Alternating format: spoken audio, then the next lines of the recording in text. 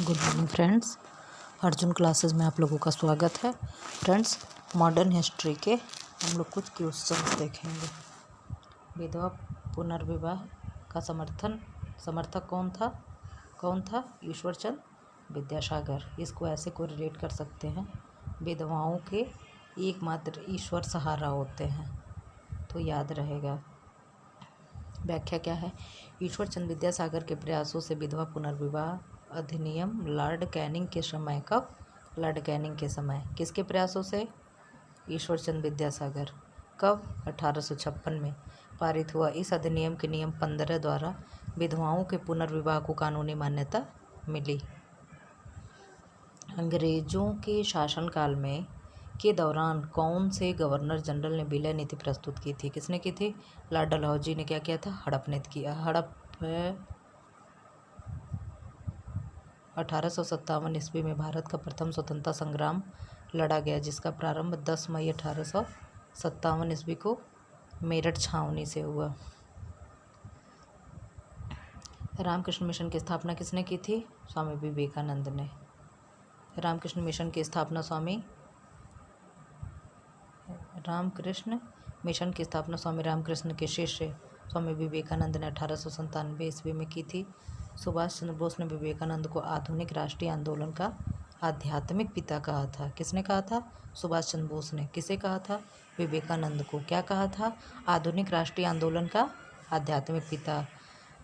स्वामी विवेकानंद के गुरु कौन थे? रामकृष्ण। महाराष्ट्र में गणपति उत्सव प्रारंभ करने का श्रेय किसको जाता है? बाल गंगाधर तिलक को। गणपति उत्सव 1893 ईस्वी में, शिवाजी महोत्सव 1895 ईस्वी प्रारंभ करने का श्रेय बाल गंगाधर तिलक को। 1896-97 ईस्वी में इन्होंने संपूर्ण महाराष्ट्र में कर न देने का आंदोलन चलाया। इसी दौरान जनता ने उन्हें लोकमान्य तिलक की उपाधि दी थी। इंडियन अनरेस्ट के लेखक वैलेंटाइन शिरोल ने, या चिरोल देता है, शिरोल ने इन्हें भारतीय अशांति का जन्मदाता कहा। और अगर ये पूछे कि भारतीय अशांति का कौन सा संस्था के तौर पे किसको कहा गया भारतीय अशांति का जनक, तो कौन है? स्वामी दयानंद सरस्वती का क्या चलाए थे? बताइएगा आप लोग। वही संस्था को माना जाता है। भारत के वयोवृद्ध व्यक्ति ग्रैंड ओल्ड मैन के रूप में किसे जाना जाता है? दादा भाई नौरोजी को। दादा भाई नौरोजी कितनी बार कांग्रेस के अध्यक्षता किए थे? 3 बार। दादा भाई नौरोजी को वयोवृद्ध नेता, grand old man of India के नाम से भी जाना जाता है, या भारतीय राष्ट्रीय, ये सही से लिखा नहीं है, राष्ट्रीय कांग्रेस के 3 बार 1886, 1893, 1906 में अध्यक्ष नियुक्त हुए थे। उड़ीसा का गांधी किसे कहते हैं? पंडित गोपबंधु दास को। उड़ीसा का गांधी पंडित गोपबंधु दास को कहा जाता है क्योंकि इन्होंने अलग उड़ीसा राज्य के निर्माण के लिए महत्वपूर्ण भूमिका निभाई थी। निम्नलिखित में से अंग्रेज व्यक्ति ने पहली बार श्रीमद् भगवत का अनुवाद अंग्रेजी में किया था? किसने? चार्ल्स विल्किंस ने। इसने बहुत सी पुस्तकें किया था। श्रीमद् भगवत गीता का अंग्रेजी अनुवाद चार्ल्स विल्किंस द्वारा गवर्नर जनरल वॉरेन हेस्टिंग्स के कार्यकाल के दौरान 1784 में किया गया। कब किया गया? 1784 में। किसके कार्यकाल के दौरान? गवर्नर वॉरेन हेस्टिंग्स के कार्यकाल के दौरान। ब्रिटिश सरकार ने कलकत्ता से दिल्ली राजधानी कब स्थानांतरित की थी? कब की थी? 1912 में। 12 दिसंबर 1911 को दिल्ली दरबार में के आयोजन में बंगाल विभाजन को रद्द घोषित किया गया तथा दिल्ली को भारत की नई राजधानी बनाने की घोषणा की गई तथा 1 अप्रैल 1912 को दिल्ली भारत की राजधानी बनाई गई। निम्नलिखित में से कौन सुमेलित है? जस्टिस आंदोलन उत्तरी भारत? नहीं। कायस्थ आंदोलन कर्नाटक? नहीं। लिंगायत आंदोलन दक्षिण भारत? नहीं। नाम शूद्र आंदोलन बंगाल? ये सही है। बंगाल के पूर्वी जिलों में एक अछूत जाति थी। उसने द्वारकानाथ मंडल के नेतृत्व में 1872 से 73 में एक आंदोलन चलाया। इसको नाम शूद्र आंदोलन कहते हैं। इसके अतिरिक्त कोई सुमेलित नहीं है। श्री ए ओ ह्यूम जी भारतीय राष्ट्रीय कांग्रेस के संस्थापक थे। वो क्या थे? एक पत्रकार थे, राजनीतिज्ञ थे, सिविल कर्मचारी थे, स्थल सेवा कर्मठ थे। क्या थे? सिविल कर्मचारी थे। भारतीय राष्ट्रीय कांग्रेस के संस्थापक एलन ऑक्टेवियन ह्यूम इनका पूरा नाम है, जिसको क्या कहते हैं? ए ओ ह्यूम। इंग्लैंड के निवासी थे। कहाँ के निवासी थे? इंग्लैंड के। इंडियन सिविल सर्विस में ए यू ह्यूम ने काफ़ी वर्षों तक कई महत्वपूर्ण पदों पर कार्य किया था।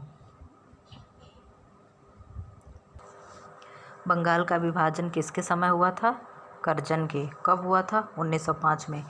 बंगाल विभाजन करजन ने 1905 ईस्वी में किया था, लेकिन विरोध के कारण 1911 ईस्वी में इसे रद्द या प्रतिसंहत कर दिया गया। सत्याग्रह आंदोलन के संबंध में कौन सा कथन सही है? कौन सा कथन सही है? चलिए पढ़िए। यह महात्मा गांधी द्वारा चलाया गया था। सही है।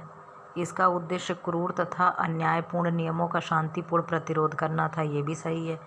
रविवार 6 अप्रैल 1919 सत्याग्रह दिवस के रूप में मनाया गया था। उपर्युक्त सभी। All of the above. Rowlatt act आंदोलन महात्मा गांधी के नेतृत्व में 1919 ईस्वी में चलाया गया था। इसका उद्देश्य क्रूर तथा अन्यायपूर्ण नियमों का शांतिपूर्ण प्रतिरोध करना था। रविवार 6 अप्रैल 1919 को सत्याग्रह दिवस के रूप में घोषित किया गया था। अतः उपर्युक्त सभी विकल्प सही हैं। चंपारण संघर्ष के दौरान महात्मा गांधी के साथ कौन थे? कौन कौन शामिल थे? राजेंद्र प्रसाद व अनुग्रह नारायण। महात्मा गांधी को चंपारण कौन बुलाया था? कौन बुलाया था? बताइए। महात्मा गांधी को चंपारण कौन बुलाया था? आप लोग बताना। 1917 ईस्वी में चंपारण के एक किसान, देखिए दे ही दिया, राजकुमार शुक्ल ने गांधी जी को चंपारण आने का आग्रह किया था। चंपारण में गांधी जी के सहयोगी बाबू राजेंद्र प्रसाद, जेपी कृपलानी, महादेव देसाई, मजरुल हक, नरहरि पारिख, बृज किशोर व अनुग्रह नारायण सिंह थे। गांधी जी ने दांडी यात्रा प्रारंभ की थी।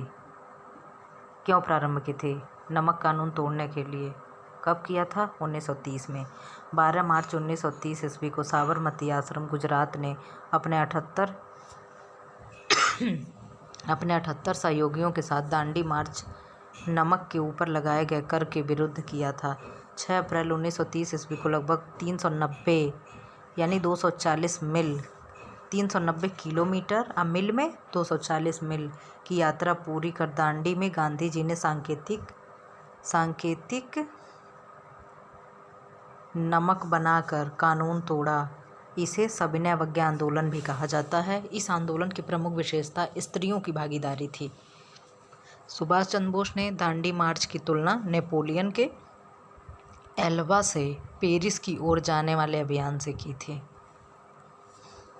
दांडी यात्रा में गांधी जी ने कितनी दूरी तय करके नमक कानून का विरोध किया था? अभी यहीं लिखा था ना, 290 किलोमीटर और 240 मील।